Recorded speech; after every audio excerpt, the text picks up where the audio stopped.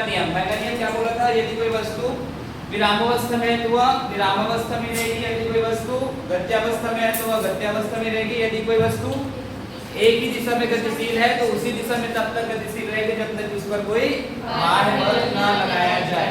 अब न्यूटन की गति का दूसरा नियम क्या बोलता है? न्यूटन की गति का दूसरा नियम बोलता है किसी वस्तु के संवेग परिवर्तन की दर, क्या चीज? संवेग परिवर्तन की दर वस्तु पर आरोपित बल के अनुक्रमानुपाती होता है। बोलिए, किसी वस्तु के संवेग परिवर्तन की दर वस्तु पर आरोपित बल के अनुक्रमानुपाती होता है। बोलिए एक बार, किसी वस्तु के संवेग परिवर्तन की दर वस्तु पर आरोपित बल के अनुक्रमानुपाती होता है। क्या लिखे? किसी, याद कर लो, किसी वस्तु के संवेग परिवर्तन की दर, क्या चीज? संवेग परिवर्तन की दर, किसी वस्तु के संवेग परिवर्तन की दर वस्तु पर आरोपित बल के क्या होता है? आरोपित बल के कैसा होता है? अनुक्रमानुपाती, या क्या होता है? क्या बोल सकते हैं? समानुपाती होता। समझे? अब इधर देखिए, किसी वस्तु के संवेग परिवर्तन की दर, आप संवेग को किस दर्शाते हो? संवेग परिवर्तन को किस दर्शाते हो? दर को t, परिवर्तन होगा तो उसमें भी डेल t, परिवर्तन की दर, बल के, बल मतलब F, अनुक्रमानुपाती ये हो गया। तो अब ये तो इसका क्या है? नियम याद रखना। कभी भी तुमको ये याद नहीं आ रहा है तो इसको याद रखना, फॉर्मूला को, del P upon del T अनुक्रमानुपाती F। तो किसी वस्तु के संवेग परिवर्तन की दर, किसी वस्तु के संवेग परिवर्तन की दर वस्तु पर आरोपित बल के क्या होते हैं? अनुक्रमानुपाती या समानुपाती। इधर देखिए, माना किसी गतिशील वस्तु का वेग, गतिशील वस्तु का वेग क्या है? v, ठीक है। उस पर F बल लग रहा है, F बल लग रहा है डेल t समय अंतराल पर, डेल t समय अंतराल पर, तब उसमें संवेग परिवर्तन की दर, तब उसमें संवेग परिवर्तन क्या होगा बेटा? डेल p होगा संवेग परिवर्तन। तो न्यूटन की गति के द्वितीय नियम से, न्यूटन गति के कौन सा नियम? द्वितीय नियम से देख लीजिए क्या होता है? Del P upon del T अनुक्रमानुपाती क्या होगा? F। अब अनुक्रमानुपाती हटता है तो क्या आता है बेटा? एक नियतांक आता है, उसको क्या बोलते हैं? K। हो गया? K एक क्या है? नियतांक। K क्या है? एक नियतांक। और K बराबर आप क्या रख सकते हो? एक नियतांक मतलब समझते हो? एक नियत मान, एक फिक्स मान। नियतांक या स्थिरांक एक ही, उसका मान क्या रहेगा? हमेशा एक स्थिर मान ही रहेगा, इसलिए उसको क्या बोलते हैं? स्थिरांक। अंक इसलिए आता है क्योंकि अंक ही रहता है, k बराबर 1 या कुछ पॉइंट में रहेगा, कुछ उसका नियत रहता है, इसलिए k बराबर 1 ले सकते हैं। नियत होगा उसका फिक्स मान। अब k की जगह क्या रखोगे? 1। आपके पास क्या बचा? Del p upon del t बराबर क्या है? उस दिन लिखाया था यदि समय कम तो बल ज्यादा। आप बल्ले से कोई भी मतलब बॉल आ रहा है ऊपर से ना, तो आप समय ज्यादा लोगे, मतलब समय कम लोगे, ऐसे तुरंत उसको बॉल कैसे पकड़ने की कोशिश करोगे, तो समय कम ले रहे हो तो बल तुमको हाथ लगेगा कि नहीं? अब उसी बॉल को आप एकदम मस्त समय दीजिए तो आपको बल कम लगेगा, और यदि समय कम दोगे तो बल क्या होगा? ज्यादा लगेगा। पता है? अब उसको छोड़िए, अगर आपके पास एक मिट्टी का कुछ बना है ना, कुछ वस्तु बना है, ठीक है, आप उसको आप पक्के फर्श में गिराओगे तो टूट जाएगा, ऊपर सीधा टूटेगा कि नहीं? वही रेत पे गिराओ तो क्यों नहीं टूटेगा? क्योंकि उसके वेग को कम करने के लिए उसका क्या होगा? एक समय मिल जाएगा, तो समय ज्यादा होगा तो बल क्या हो जाएगा? कम लगेगा। और पक्के फर्श में बताओ उसको वेग को कम करने के लिए समय मिलेगा क्या? नहीं, तो समय कम लगेगा तो बल बल ज्यादा, समय कम तो बल ज्यादा, और समय ज्यादा तो बल कम, समझे। और वो वाला समझिए, जब बच्चा उछल कूद करता है ना, उधर खेल वाला रहता है, तो क्या बोलते हैं जो है, तो ऊपर नीचे ऐसे ऐसे होता रहता है। जब ऊपर नीचे होता है तो देखना उसका जो पैर का जो होता है ऊपर नीचे होने वाला एरिया रहता है, उसको मस्त समय मिलता है नीचे जाने के लिए, फिर ऊपर हो जाता है। और वही आप समतल प्लेन जमीन में करो तो ये सब इसका एग्जांपल हो जाएगा तुम्हारा न्यूटन के गति का दूसरे नियम। समझ गए आप। जैसे आप न्यूटन के गति के दूसरे नियम पहचानना सीख जाओगे, कभी भी आएगा उदाहरण में तो सब पहचानना सीख जाओगे। न्यूटन के गति के पहले नियम को समझ जाओगे, और तीसरा नियम तो अलग ही रहता है, प्रत्येक क्रिया के बराबर विपरीत प्रतिक्रिया। चलिए देखिए del P upon del T। अब यहाँ से आप जानते हैं क्योंकि संवेग का मान क्या होता है बेटा, P बराबर क्या होता है mv, तो मैं क्या रख सकता हूँ P की जगह में रख सकता हूँ, तो del mv अपॉन क्या हो जाएगा del T बराबर क्या होगा f। m को बाहर निकाल दो, तो m को जैसे बाहर निकालेंगे तो क्या अंदर में del v अपॉन क्या रहेगा del t बराबर क्या है f। अब समझिए del v upon del t वेग में परिवर्तन की दर, वेग में परिवर्तन की दर, good. del v upon del t क्या है, वेग में परिवर्तन की दर क्या होता है, त्वरण। क्या होता है, त्वरण। ये होता है ना, तो इसकी जगह में क्या लिखा जाएगा, del v upon del t की जगह में f बराबर क्या आया, f बराबर आया m। इसको समझ में नहीं आया भाई, यही निकालना। ये न्यूटन की गति का कौन सा समीकरण है, दूसरा समीकरण। न्यूटन के गति का न्यूटन की गति के द्वितीय नियम का समीकरण, ये द्वितीय नियम का क्या है समीकरण। आप बल के पूरा लिख चुके हो, तो बल का ऐसा मात्रा, बल का विभेदक सब लिख चुके हो, तो यहाँ इसके आगे लिखने की जरूरत नहीं।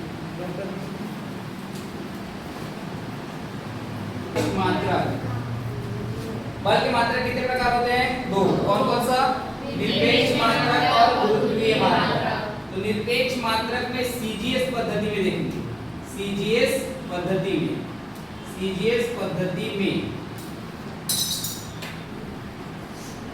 बल का निरपेक्ष मात्रक, बल का निरपेक्ष मात्रक बताइए, बल का सीजीएस पद्धति में मात्रक क्या होता है, न्यूटन की टाइम, टाइम। तो आपको कभी क्वेश्चन पूछेगा बल का निरपेक्ष मात्रक सीजीएस पद्धति में क्या होता है, टाइम। वैसे भी बल का सीजीएस पद्धति में मात्रक क्या होता है, याद रहेगा सीजीएस पद्धति में बल का ऐसा ही मात्रक क्या होता है, टाइम।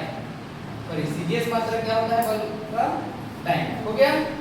अब आप जानते हैं एक डाइन बराबर क्या होता है, F बराबर क्या होता है, F बराबर ma, F बराबर ma। m क्या है, द्रव्यमान, m क्या है, द्रव्यमान, a क्या है, त्वरण। अब समझिए द्रव्यमान को आप सीजीएस पद्धति में किलोग्राम से मापते हो कि ग्राम से, जल्दी बताओ, किलोग्राम की ग्राम से, ग्राम से मापते हो। तो समझिए जब ग्राम से मापते हो तो ये ग्राम लिखा जाएगा, और सीजीएस पद्धति में त्वरण को किससे मापते हैं, सेंटीमीटर प्रति सेकंड। जल्दी बताओ, सेंटीमीटर प्रति सेकंड,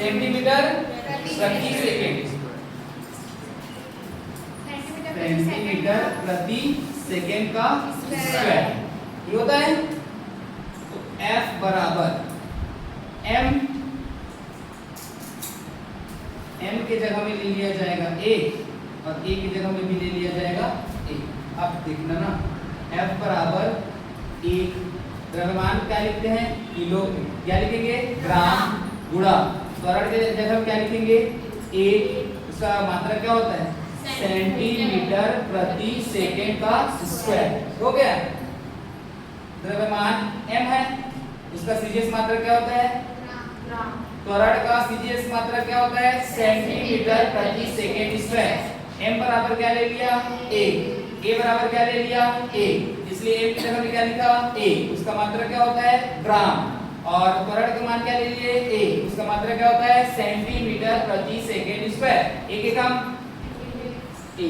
अब क्या बचा ग्राम सेंटीमीटर प्रति सेकंड का स्क्वायर, क्योंकि ग्राम सेंटीमीटर प्रति सेकंड स्क्वायर को हम लोग लिखते हैं डाइन। क्या लिखते हैं डाइन। तो F बराबर क्या हो गया एक डाइन। क्या हो गया एक डाइन। आपका परिभाषा पूछेगा एक डाइन की परिभाषा क्या हो, क्वेश्चन आता है एक डाइन की परिभाषा, तो आप कैसे बोलोगे चलिए बताइए। किसी वस्तु पर ये एकदम इजी है, देखिए है समझ लो ना। किसी वस्तु का द्रव्यमान किसी वस्तु का द्रव्यमान 1 ग्राम लेने पर उसका त्वरण क्या हो जाता है 1 सेंटीमीटर प्रति सेकंड स्क्वायर हो जाता है, और उस पर बल क्या लगता है F, तो उसे क्या कहा जाता है एक डाइन। आपको इसी बस को बोलना है। यदि किसी वस्तु पर 1 ग्राम द्रव्यमान का क्या लगाया जाता है किसी वस्तु का द्रव्यमान कितना हो 1 ग्राम और उस पर त्वरण कितना लग रहा है 1 सेंटीमीटर प्रति सेकंड स्क्वायर, और उस पर बल क्या लगा जा रहा है F, तो उसी को क्या कहा जाता है एक डाइन। परिभाषा लिखा एक डाइन लिखो। चलिए इसको नोट करिए फिर इसके बाद समझो। F बराबर क्या दिया है एक डाइन दिया है। F बराबर क्या दिया है एक डाइन। ध्यान से सुनना ना, एक डाइन का बल क्या बोला एक डाइन का बल वह बल है, क्या बोला एक डाइन का बल वह बल है जो 1 ग्राम द्रव्यमान की वस्तु पर 1 डाइन का बल वह बल है जो 1 ग्राम द्रव्यमान की वस्तु पर बल की दिशा में 1 सेंटीमीटर प्रति सेकंड स्क्वायर का त्वरण उत्पन्न कर दे। फिर से बोलेंगे एक डाइन का बल वह बल है जो 1 ग्राम द्रव्यमान की वस्तु पर बल की दिशा में 1 सेंटीमीटर प्रति सेकंड स्क्वायर का त्वरण उत्पन्न कर दे। फिर से बोलो एक डाइन का बल वह बल है जो 1 ग्राम द्रव्यमान की वस्तु पर बल की दिशा में 1 सेंटीमीटर प्रति सेकंड स्क्वायर का त्वरण उत्पन्न कर दे। क्योंकि ये त्वरण है इसलिए त्वरण बोले। ये कौन है द्रव्यमान का मात्रा क्या है ग्राम। बोलो फिर एक बार और। एक डाइन का बल वह बल है जो 1 ग्राम द्रव्यमान की वस्तु पर बल की दिशा में 1 सेंटीमीटर प्रति सेकंड स्क्वायर का त्वरण उत्पन्न कर दे। ये किसका परिभाषा हो गया आपका एक डाइन। क्या बोलोगे एक डाइन लिखे। एक डाइन का बल वह बल है जो 1 ग्राम द्रव्यमान की वस्तु पर 1 ग्राम द्रव्यमान की वस्तु पर बल की दिशा में 1 सेंटीमीटर प्रति सेकंड 1 सेंटीमीटर प्रति सेकंड स्क्वायर का त्वरण उत्पन्न कर दे। ठीक है, लिख लीजिए एक डाइन की परिभाषा। देखिए निरपेक्ष मात्रक एसआई पद्धति में बल का निरपेक्ष मात्रक, तो एसआई पद्धति में बल का मात्रक क्या होता है न्यूटन। क्या होता है न्यूटन। तो बल का निरपेक्ष मात्रक क्या होगा न्यूटन। किसमें एसआई पद्धति में। अब F बराबर m में m को क्या बोलेंगे द्रव्यमान। लेकिन अब द्रव्यमान को एसआई पद्धति में किससे मापते हैं किलोग्राम। किससे मापते हैं किलोग्राम। समझिए कुछ नहीं। A बराबर क्या है त्वरण। त्वरण को एसआई पद्धति में किससे मापते हैं एसआई पद्धति में मीटर प्रति सेकंड स्क्वायर, सेंटीमीटर से क्या बदल जाएगा मीटर, तो मीटर प्रति सेकंड स्क्वायर हो गया।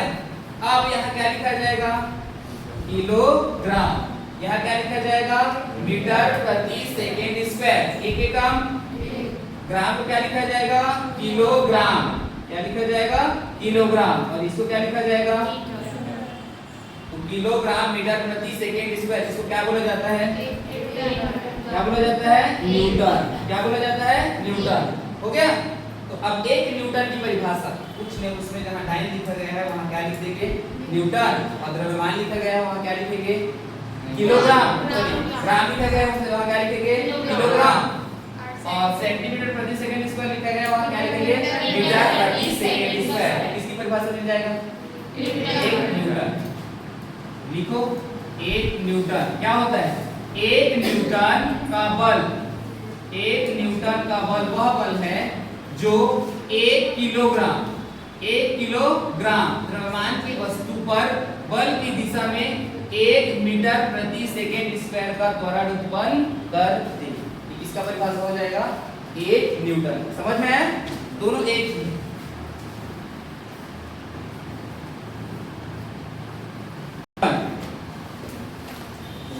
बल F बराबर क्या होता है ma, बल का एसआई मात्रक क्या होता है न्यूटन, क्या होता है न्यूटन, बल का एसआई मात्रक क्या होता है न्यूटन, एक लगा देता हूं, कुछ नहीं रहता है मतलब एक रहता है।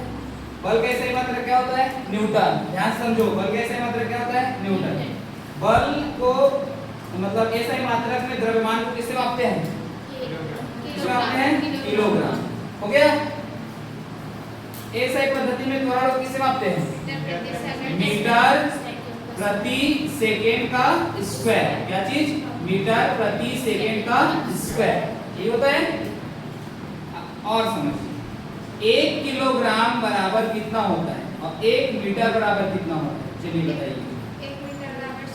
क्योंकि 1 किलोग्राम बराबर होता है 1000 ग्राम होता है, और 1 मीटर बराबर होता है 100 सेंटीमीटर, ये होता है। तो क्या हो जाएगा 1 न्यूटन बराबर आ जाएगा, 1 किलोग्राम की जगह में क्या लिखूंगा 1000 ग्राम लिखूंगा, इनटू 1 मीटर की जगह में क्या लिखूंगा 100 सेंटीमीटर, क्या लिखूंगा 100 सेंटीमीटर प्रति सेकंड का स्क्वायर, साथ में लिख लो उसको।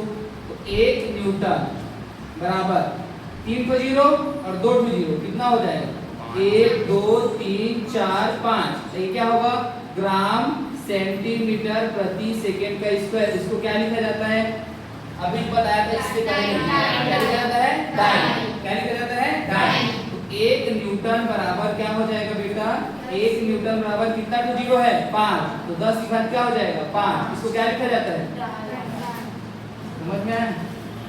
1 न्यूटन बराबर कितना होता है 10 की घात 5 डाइन, यहाँ से निकाल लोगे है कि नहीं है, समझ में। बल के एसआई मात्रक न्यूटन, द्रव्यमान को एसआई में क्या किसमें मापते हैं किलोग्राम, तो त्वरण को एसआई में किसमें मापते हैं मीटर प्रति सेकंड स्क्वायर। तो कि 1 किलोग्राम बराबर 1000 ग्राम, 1 मीटर बराबर 100 सेंटीमीटर, 1 किलोग्राम की जगह में क्या लिखूंगा 1000 ग्राम, 1 मीटर की जगह में क्या लिखूंगा 100 सेंटीमीटर, तो सेंटीमीटर प्रति सेकंड स्क्वायर, 3 और 2 5 0 ग्राम सेंटीमीटर प्रति सेकंड स्क्वायर, इसको क्या लिखा जाता है डाइन, और 10 की घात कितना हो जाएगा 5। समझ में आया, चलिए नोट कर लीजिए, इसके बाद कल पढ़ते हैं।